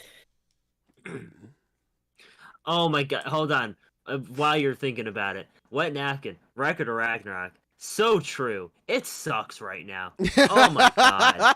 Dude, here's the thing. As someone yeah. who used to love it, I dropped my that shit god, too. has it been like a consistent flop for like the last like what 4 fights? It sucks right now, man. Damn. I hate it. I want it to be better, but it isn't, and I'm disappointed every time. Ain't that a damn shame, bro? Yeah, I Well, dropped hopefully that this shit. fight will end soon. Yeah, Bro, and then we this get fight another will end soon. We ship can cross fight. our I was about to say, just so Bro, you y'all can be better disappointed. No, we can the cross our series fingers. soon. This is why I read good series like Domestic Girlfriend. But all right, what are you Yeah. gonna say about your series, Silver? Because we should probably move yes. to JJK. Yeah. So basically, if you haven't read Triage X, it's basically like if Michael Bay decided to write his own manga series. Damn. That sounds lit. You don't fuck with Transformers, bro? I mean, I'm not 10 anymore, so no. Damn, bro. They got the You came out baddies swinging. in that show, though. That's true.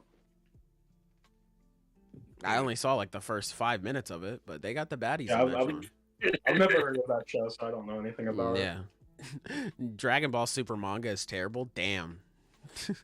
Y'all already know my stance on Arc V. We got hoed by the 5D showrunners in the series. I thought I could find salvation in the manga, but that shit had me followed at Target like Sailor or Walmart. Damn, bro, you just up the street. You just up the road, bro. Come on. Drop one down to Walmart, bro. Come on. We can be, you know. I was in the Pop-Tart aisle this week, you know. Next week, I don't know. I may check out some ice cream. I don't know. Depends on how I'm feeling. But anyway, how I'm feeling right now is like I want to talk about Jujutsu Kaisen. So let's do that. Jujutsu Kaisen Chapter 240, fellas. How are we feeling about this one? Bro, what? Takaba's Why? met his match. I'm not even A talking comic about that. critic. I'm talking about the color page at the beginning. Because it's like, Bro, I hate it. this shit had me tripping, bro. I was like, oh, finally, we're back to my kings and queen, my tribal chief. No. Bro, why Psych. does Hikari look like that, man? Bro, that... Why Take is off you just the stanced fucking- up like that? Listen, Yuta being stanced up like that, okay, whatever, fine. Of course, my tribal chief is perfect. Why the fuck Yuji... does Hikari look like that? That's Yeah. so I mentioned fucking- that. We I were did gonna mention get that. to that, man, because like Yuji, his fucking arm looks weird. I don't know. I kind of like the Piccolo arm he had before. I don't Right, know about this yeah. one, but like, Mm. hey, man, that's still my goat. That's still my king. I'm looking forward to seeing him. Hikari, Delusion brother. runs deep.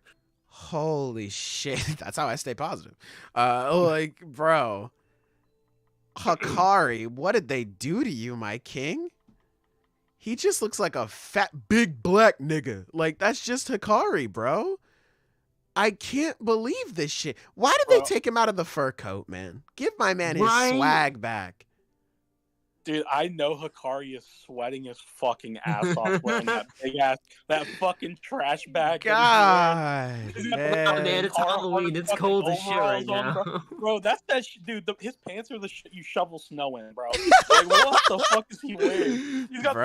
fucking Jordan 1s, the fucking Carhartt fucking pants, the fucking trash bag, and he's pink. Why is his skin pink? He stands out so weirdly compared to everyone else. Like, I know Akutami's colorblind, so his colors are inconsistent, but like, he looks so fucking Then, like, weird. why His does everyone hair. else match in that case?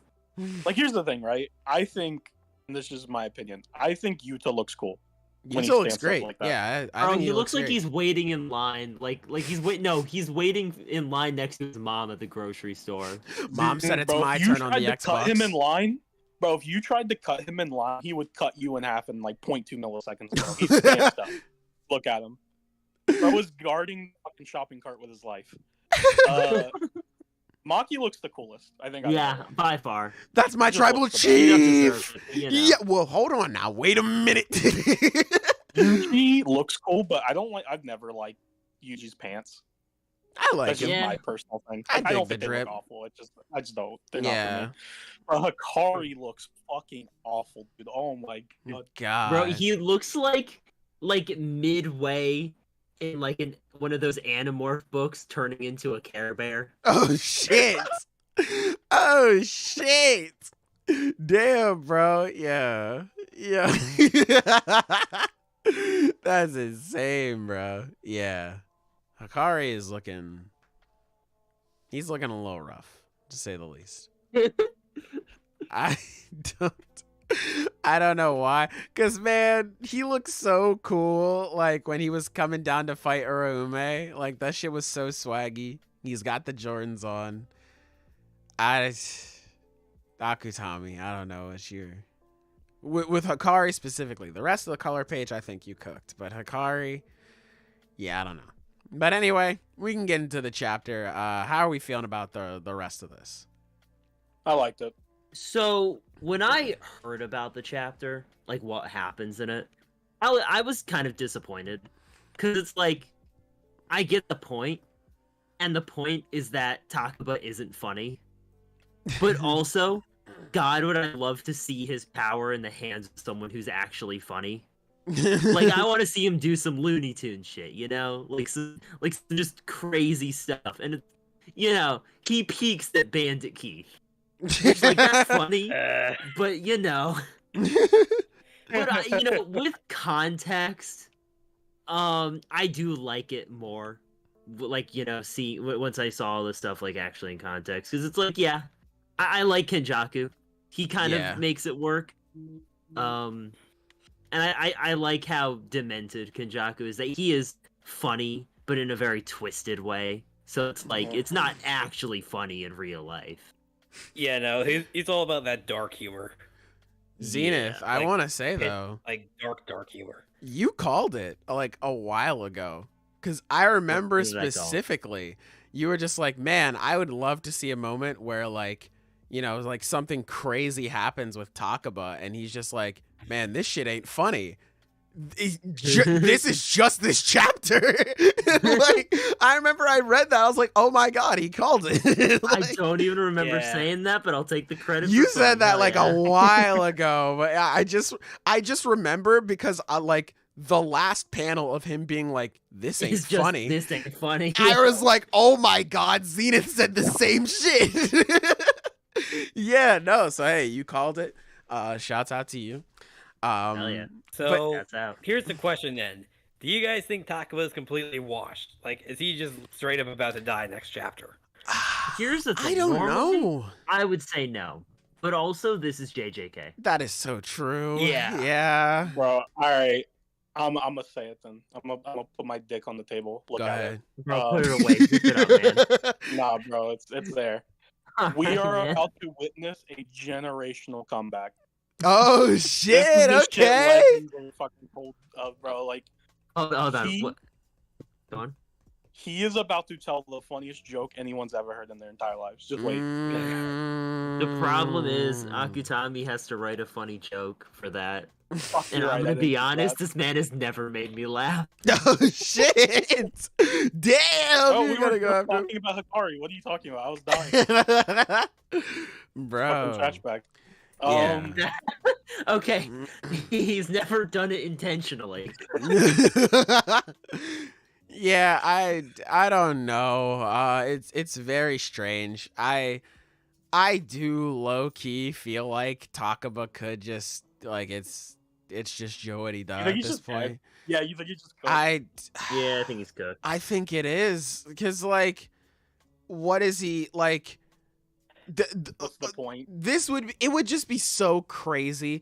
Then again, this is why I think it could happen, because Akutami could be like, yes, I can come back and tell the funniest joke imaginable, and fucking Yusei Run is in the background as he comes up with a wonderful inspiration for a joke or whatever the fuck. But I do just think it's over at this point. Like, I don't know.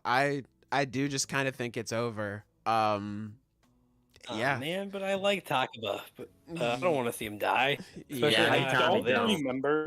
I'll be honest. The fucking colony stuff is really fuzzy in my mind. Did we ever get his like backstory? So we got a little bit of it. It was very brief. It was literally just so he was a comedian. He was a failed one. You know, he told the whole Wi-Fi joke. Well, no, he told the Wi-Fi joke later. But he told a joke. Niggas they did not laugh. So, you know, goes backstage. His manager is telling him like, bro, you kind of suck shit. And brings up the quote that he had before, like, the world has two types of comedians, those who are funny and those who like think they're funny. Think they're funny. Yeah. Mm-hmm. And that was where we found out that he was an awakened sorcerer. And what was so interesting about it was because I think his manager was asking, like, so which do you think you are? Like, I don't know if it was like one of the comedians, or he asked him another question about like his age and stuff like that. Whatever. He was just asking, like, what do you think you are? And he was like, oh, I'm more, I think I'm more like 60-40. No, I think I'm more ... 70-30. And we were like, oh, wait, does he have like Nanami's 7-3 technique? Like, why was so much emphasis put on 70 and 30? Then it turns out he just has like a way better technique, and hey, he's not, now he's here. Okay, so this is gonna be my agenda. I'm gonna build my agenda. Okay. Yeah. I don't really look at JJK's like community too much, so I don't know what people have been saying about this chapter and Takaba. So maybe other people also think this, but this is what I think is gonna happen. Now I know you guys, everyone watching, and you my good friends on the podcast have, your trust has been betrayed time and time again. People are like, oh, Bojo, he's the GOAT, and then he got off screen. And then fucking Kashimo, he's the GOAT, and then he fucking died. Takaba, next chapter, I think we're going to learn more about his backstory. Because the way the chapter ends is with him saying, this ain't funny, doing comedy with you is no fun. If we don't laugh, then why would the audience? The quotes that he heard. And then he says, why did I ever become an entertainer? I think we're going to see that moment where he decided he wanted to be an entertainer. And I think it's going to be something wholesome. Like, it's going to be something where it's like, he had a moment where he made someone laugh, and it's like that changed his life or something like that. Yeah. And he's going to come back next chapter, like after the backstory. Normally that would be a death sentence in JJK. I think he's going to come back and actually do something really cool.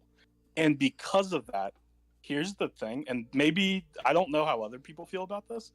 I think the implication is that he's special grade. Oh, he's clearly he has to be. Yeah, like and if he's special grade, now, Yuki aside. No, Yuki aside, don't take me back. She did pretty good, right? She she had Kenjaku looking pretty fucked up towards the end of the fight. Takaba, this is the difference. Takaba doesn't have to win. The victory conditioned in this instance is just holding Kenjaku off long enough that they can deal with Sukuna and then deal with him later. Mm-hmm. So all he has to do is distract him. And I think he'll do that. Like, I think he'll come back, he'll have a funny joke, or he'll get on like a roll where Kenjaku just can't like hurt him. And then they'll kind of stall each other a bit, and then we'll probably, I don't know, maybe cut back to Sukuna stuff. And like kind of see what's happening there. I'm not too confident in all that, but that's just kind of how I think it's going to happen. Yeah. Man. But also, this is JJK, and I can never guess. That's what I'm saying. It's JJK. Like what you're saying makes so much sense, but like this is JJK. Like I just don't know anymore. If he just straight up dies next chapter, then I'm giving up. I'm predicting clearly, I'm not reading the same story Akutami is writing. Like, shit! There's a disconnect somewhere, bro. The funny thing about Takaba is that he has one of the greatest curse techniques in the series, but it is so limited by its user's personality. Because if, for example, if he did find death funny, like if he was that kind of sick, twisted person, he could win any fight. Oh my god, if Kenjaku had this abilities, it's GG for everyone. Yeah. Yeah. Right, but no, he's just a normal guy. He just got suddenly dragged into this. He's a comedian who isn't funny, who got this power, and that's why he sucks. Yeah. Yeah, no. Like him, I will say, him being like, damn, man, like when people like they understand jokes and they just like deny it logically, that kind of sucks. And him just spawning up like an audition stage and Kenjaku's in his fucking outfit, he's just like, yeah, man, I'm not really feeling this. Like that was funny. I did like that. But yeah, I think Kenny has figured his shit out. Oh, of course, we have to talk about the staring contest too. That was another great one. God, I love That was Kenjaku really so funny. much. Yeah. I love Kenjaku love so Kenjaku. much. Kenjaku's Um, great. Yeah, like even the last panel of him just looking down on him like, go ahead, little nigga. Laugh. Like, oh God, this man's a menace. Yeah, no. I do not feel very confident in Takaba. Also, speaking of Takaba, them knowing his technique, I want to see. That's another reason why I think he could like hold out in this fight, because like I want to see like why not, like why would him knowing about his technique impede him? Like why would that make Well, him? because it's all about he's His an idiot. confidence. Yeah, it's his confidence. Well, yeah, Tied but to- I know I get it's tied to his confidence, but like why is that like why would him know that be a bad thing? Because if he knows that if he's bombing, it means he's losing, then it's like he's just going to. Oh, then that's gonna get in his own head. Okay, that makes sense. Yeah. Basically he'll feed himself if he realizes that that's the like Okay. lose condition. That does make sense. All right. His only saving grace, despite all his weaknesses with this technique, is that he's an idiot. Ignorance Yeah. is bliss because he's ignorant to the way it works. He can the way his ability works. It is. How do I describe this? It's just He can essentially block- if he knows he's fucking up, it's just stage fright. Like his Yeah. But it's also the opposite, where if he gets on a roll and starts being funny, he can just win. Yeah, it's unstoppable. Yeah. Like there's nothing. He's unstoppable. So it's like having him know his ability is actually kind of a like it doesn't really work. It wouldn't be a net positive for him. I guess that is true. Yeah, I was looking at it in a sense of like JJK and like it's a series that promotes having like a very strong sense of self. So I feel like Yeah. I guess that could make like it does make sense with him being like, oh, the audience isn't liking it. But him just being like, well, fuck you, I'm funny anyway. I'm just doing it. Like that would be something, but that's not Bro. really Takaba's character. So that does make sense. Y'all, And that's y'all why are he gonna can't learn be the to trust again. strongest. Yeah, that's why he sucks dick and Sukuna's the best. Whoa. Bro, I'm just saying what the series has told me. I don't know what you want from me. Bro, y'all are gonna learn to trust again. Y'all are gonna I've learn been to believe in betrayed. these characters. I've been betrayed so many times. Who do I have left? I have my goat Yuji, my goat Maki, Well, I wouldn't believe in him. my goat Miwa, and then who else do I have? Yuta. You know, that's another. I goat mean, in they the already code. said that Miwa was going to be in this fight, though. Like, literally at the beginning of the chapter. Bro, they only said that because like she would just like if she stepped in, it would fucking shake the three realms, you know, Hueco Mundo, the Serete, and the Yeah. world of the living. Yeah, it would shake the three realms. Yeah, I so missed You that. guys, I think it's kind of interesting the specific characters we see that are strategizing yeah, because they're they are like just, I guess, the leaders. I was about to say they're Oh. like the smartest ones. Yeah, which Mei basically said like, I'm not gonna help. I love that for Like, I'm Mei. not She's going like, to hey, run away." listen, I will run away, so do not depend on me. Well, she fucking Jaku before, right? Yeah, she just dipped. She dipped off Yeah, to like she- another yep. country. Yeah. And I'll be honest, I don't remember anything Kusakabe has done. I forgot he was a He character hasn't at the time. done anything, that's why. Now hold on, bro. Y'all not about to sleep on my man. You know, he tried to play dead in some rubble. Bros, I'm snoozing. Hey, bro, Dude, are he you blocked crazy? he blocked an Uzumaki. You know, that's impressive. He's a swordsman, right? Yeah. So are you telling me he's the Bogart of this series? No, shut the fuck up. He is. No way. Ain't no way you on this motherfucking side now. Ain't no way you heard the name Bogart and woke up, bro. Ain't no goddamn way. No, he's not no goddamn Bro, I'm not Bogart. gonna lie, bro. I think Kusakabe might be the one that kills Kenjaku. Oh Like, no! Now hold on, wait a minute. No, You don't want that acronym. You don't want that acronym. You don't. You don't want that acronym, bro. Or else Zoro really might be your favorite One Piece character. You don't want that acronym. Wait, didn't Kusakabe teach Miwa? Okay, so here's what's actually gonna happen. Here is what is actually going to happen. We're going to have the return of Jogo. Now, why? Oh, shit. So that we can have it come full circle to JJ. No, fuck, it doesn't work. Shit, no. No. No! Never mind, ignore me. The bit failed. Fuck. Jogo Jill's Kenjaku. I respect that. Yeah. Yeah. But yes, Kusakabe did train Miwa. Damn, he's the GOAT, bro. That's... I mean, they're both do-nothing characters who are just in the background the entire time, so it Ain't would no make sense. goddamn way you said that shit to me, bro. Fuck everyone. Wait a minute. That's the Bro, GOAT. yeah, I Miwa, need bro. you to realize What's that? whenever you and Jigga hype up Miwa, that's Kusakabe hype. No. Wrong.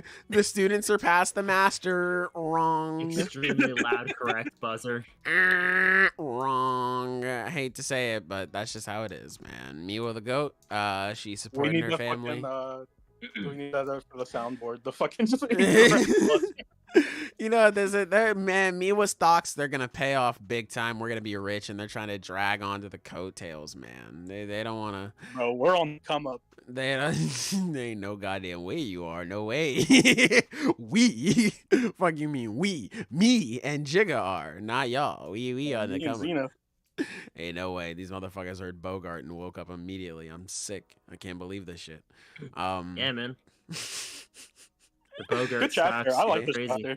Yeah, Yeah. overall, I like this I chapter. enjoyed this chapter. Yeah. Yeah. I Yeah. enjoyed this one. I really like seeing the range of Kenjaku being like menacing, but also just being a silly little guy. Like just Because that's what he is. He's funny. He's just Yeah. a funny guy. just He's learning. just having a good time. Yeah, like learning that he just watches comedy shows. Just yeah. Like after doing some of the most vile shit ever, just sits down on his couch and just watches Comedy Central. Like I respect it. Right. Yeah, no. I mean, And everyone he needs a hobby studies it. outside of work. True. He appreciates it in a way where he goes out of his way to understand it. Yeah, Like really, comedy. bro. Bro is he taking the meanest back shots possible from Yuji's dad. Just sat down and watched him Comedy Central. I respect that. That's a That's crazy fucked thing up. to say. That's what happened. It's what happened, bro. I don't know what else to tell you. Yeah, man, canon can be fucking wild. Yeah, that's insane, bro. I don't know what else to say. But yeah, overall, I enjoyed this chapter, JJK. I'm really looking forward to next week. Hopefully, Takaba can make a little bit of a comeback. And yeah, is there anything else you'd like to say before we get out of here, team? Go check out Xena's Patreon. Yeah, Uh, do. Remember, yeah, go do to support Makima that. the animation. It's going great. I got some awesome updates from my animators today, and honestly, they put together some great work. I'm impressed every day. Hell yeah. But yeah. I guess we can talk about that real quick. Just real quick. How'd you guys feel about the Gojo Makima death battle? I didn't watch it, but hey, I saw thought it was I Twitter's will okay. reaction. refrain from giving my opinion. That's fair. That makes sense. I That does thought make it was dumb. Oh. I did not like. I mean, it's death battle, so you can't take them too seriously. That but is I true. did not like a lot of the research they did. A lot of it just didn't make any sense to me. I just hate when people see what they do and it's like, well, the debate is settled. It's like, bro, they're just guys. What do you mean? Yeah, they can Yeah. just be wrong. Yeah. It's just kind of how it is. Like, I think it's just like just because you put a bunch of effort into something, that does not mean you're right. And that's something that you learn with, I mean, like there's always objective opinions. You know, there is no such thing as the correct opinion unless you're us here at the Slice of Shonen podcast. But like, you know, that's something that I've learned personally as a content creator. It's just like, man, I put like hours of my life into this. This does not mean this is good. So like, I feel like that is something that, you know, not a lot of people, I guess, have learned. Not to sound pretentious. It's the hardest thing to learn about content creation. Yeah. Is your efforts don't always pay off. Exactly. Yeah, and just because like you spent a bunch of time making all of these calcs and stuff like that, they could just be wrong, you know. But hey, like I said, I wouldn't know how that feels. I'm on the Slice of Shonen podcast, so I'm always right. Yeah, we're sick with it. Yeah, exactly. Yeah. But overall, I figured that, just my little casual ass take, I just figured Gojo opens domain expansion and it's just GG's. Pretty much. But, I know there are some arguments against that as well. So it's really whatever you believe in. But yeah, hey, my GOAT won. Shouts out Gojo. And I know Zenith's going to do it better. So that's what I'm saving my view for. Working hard. Well, that part we every all day. know. True. And you guys should check that out. Anyway, Cyberraptor, Grip Jaku is a crazy name. That's a crazy name. That's insane. Anyway, let us know down below what your favorite chapter of the week was. Doesn't have to be anything that we mentioned here on this podcast. It could be any of the following. It could be Blue Lock, Blue Box, Blue Beetle, Kill Blue, Grand Blue, Kagura Blue Bachi, the Blue Period. That was another one that we mentioned. Any of those, let us know down below what you're enjoying. What are you reading? What's the worst thing you've ever read or watched? Any of that stuff. Let us know, man. We appreciate you for coming out. I started reading Golden Kamuy. Oh, how you liking it? It's really fucking good so far. Okay. I'm only 20 chapters in, but I really like it. Hell yeah, brother. Hell yeah. I gotta get back on reading new stuff. So let's see. As far as for next week, it looks like the only thing we have on break is going to be MHA. Hell yeah. So we're gonna have another 3-chapter episode. It's gonna be great. I'm big looking forward to it. But anyway, hopefully you guys Can you remind take care. Okay. Sorry, I didn't know you were going to be doing close out that quickly. What were you saying? I was going to ask if you guys remembered when in Black Clover was supposed to come back. Because that's supposed to be like December, I right? think. Yeah, December. Yeah. That's when the next issue comes out. Right. Okay, now you can go. We have thanks. your permission. Awesome. Yeah, thanks. Bye, I didn't know I have everyone. your permission. Yeah. Goodbye, Bye. everybody. Take care. Have a happy Halloween. Make sure y'all stay safe. Goodbye. Mwah. And good night. Shut up, Silver. Bang.